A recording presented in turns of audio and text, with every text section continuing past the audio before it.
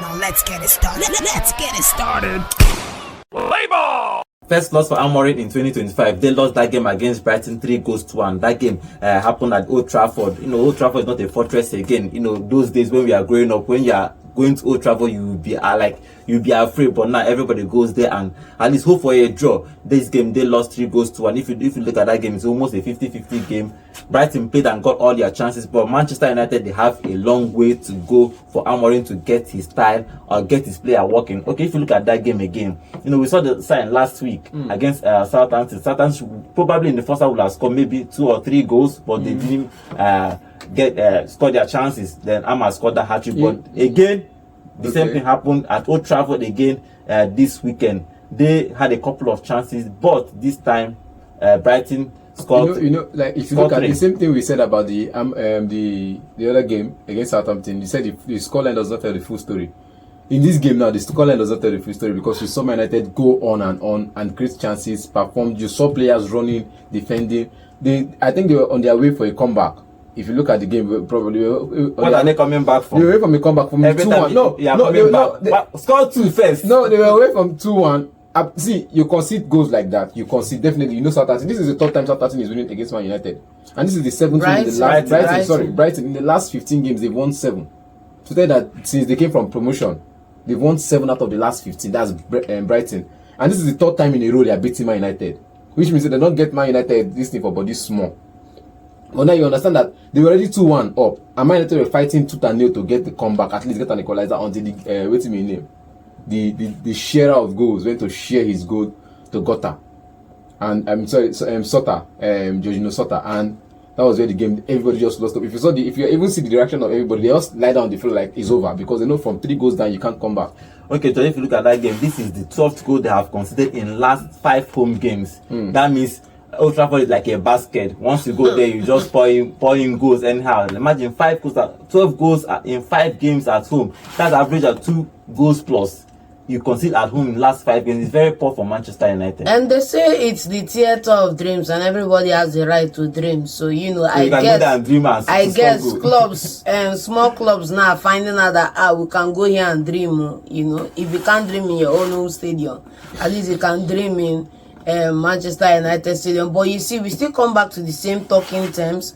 One, starting the game after the first half has already started, rather than starting it from the get-go. Number one. Must you concede? No. Two, they perform. Two, the poor defending by the team. You need to be attentive on the ball 2-4-7 throughout the game before you see out the match. Why would you score 1 goal and then you now let the other person score theirs and then there's no quick response? It was easy for Manchester United against Liverpool, against Arsenal to come back because we must win these guys. These guys are our rivals. You understand me? The ginger, the fight to be there. You don't want to have your rival have something over you. And then this is just Brighton now. Umuaka will go there, will beat them at home, nothing, and it's not playing out the way it is because you can't expect to come and walk over Brighton when your performance level is not on par or at least above theirs. Okay, so that's an issue for me. The performance level in this game, I'll say the performance level in this game was above there. I disagree with you. But the result, like I said, against Southampton, you saw the performance level for Southampton and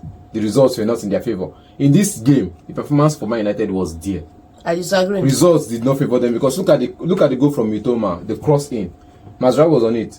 Even Mazraoui got injured while trying to defend the goal. It's one thing. Area does what's it called? Crosses like that into the near post is difficult to defend. Mazraoui almost got himself injured while defending it. The goal I have problem with, not the first goal. The first goal, the assist from Mitoma as well. The Mente's goal. I don't have a problem with the first goal, but Man United coming in to get the equalizer through the Bruno Fernandes penalty. Yes. Now, if you go forward into that game, you could see attackers running into defense line. You could see Brighton at least covering those attacking run from Man United, from Ahmad and from Bruno Fernandes and from I have a bone to pick with you when you keep talking about forward runs. What is the productivity of these runs? What is the productivity?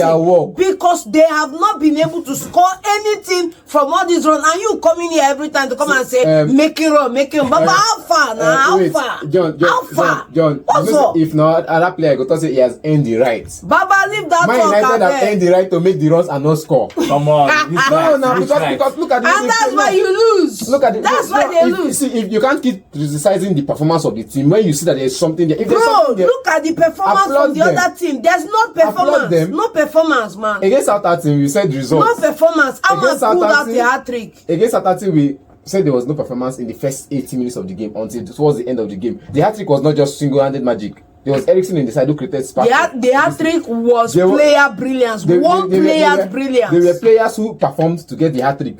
Emotion.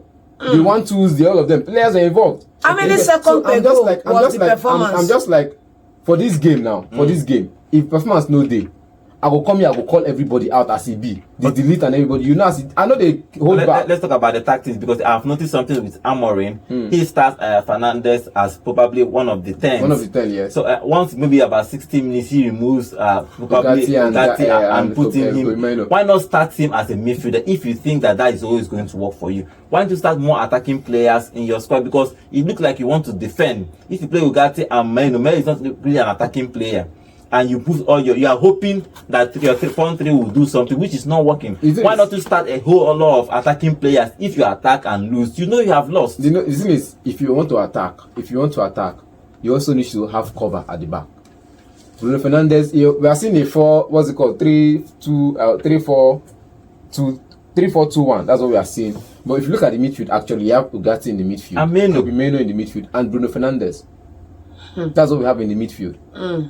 If you look at the positional awareness of these players when they have the ball, you see that these are the 3 players in midfield. Every other player play in different positions. Okay, John. Finally, what do you think Amorin should be doing? He have not bought any player in this January. Everybody is expecting at least. Do you think that he's trying to try out these players first? Then June, Rashford only settled, so Rashford is leaving, whether this January or June. But do you think he needs to buy this January to survive at least? Or let's allow him to finish this summer, this season, then June, he will start. I'll just say one thing: nothing is promised in football. Nothing is promised in football. That's the thing. You can't keep hoping that maybe end of season. That was the same thing that happened with David Moyes at Manchester United. And guess what? Before end of season, Papa was exited. Okay, when end of season comes, they will bring money, will buy the players I want. They will come in and turn the game around. Baba, you left the job before that ever came. And in this scenario, we are seeing Manchester United starting to decline towards that direction, because you are going to tell me now that he can't spend money in the summer. There's no money to spend. Blah, blah, blah. He will spend it in the summer. But you may not be in that job come summer. That's the truth. If Manchester United have half the run City did last November, he will be out of the job. QED. So for me, I feel that he's playing too safe. He's overtinkering with the squad. If a format works, you take it and you repeat it 2-4-7. How can you tell me that you go to the well to fetch water, and after you fetch one bucket of water, you say you turn the bucket upside down and go and fetch water? But do the thing that gave you the result. Do it consistently until it's proven otherwise. And he can't bring in any player, because look at how much they spend in the summer. So until people leave, you can't buy. So with the team you have, with the format that has worked against a couple of other clubs, Baba, rinse and repeat, and let's just progress. What do you think now? So do you think he should buy this January, or a defender is coming in this summer, this January? Somebody is coming in this January. I can't give you confirmation yet, but a defender is coming in, and a wing back at that. Okay, let's see what Amorin is going to be doing, if he's going to buy this January, because we have about maybe less than 12 days for the transfer window to open. For now, they've got only one to close. They have only one player that they brought in, the Paraguayan Leon, that he's going to go back to Paraguay. Then he's going to come in the summer. But for this particular game at Old Trafford, they have considered more goals. 5 games, 12 goals. It's very, very poor. But they need to start fixing their defense, fixing their midfield, fix everywhere. He has a whole lot of work to do for Amorin at Old Trafford. And everywhere in the Premier League, they see 13th on the table with -5 goal differences every single season. For the past 2 seasons, they always finish with negative goal differences. West Ham don't top them now. That means they always concede more than they score in the Premier League, which is very, very poor. But let's see what Amorin is going to do, if he's going to turn this ship around. But this is the first loss in 2025, and this happened at Old Trafford.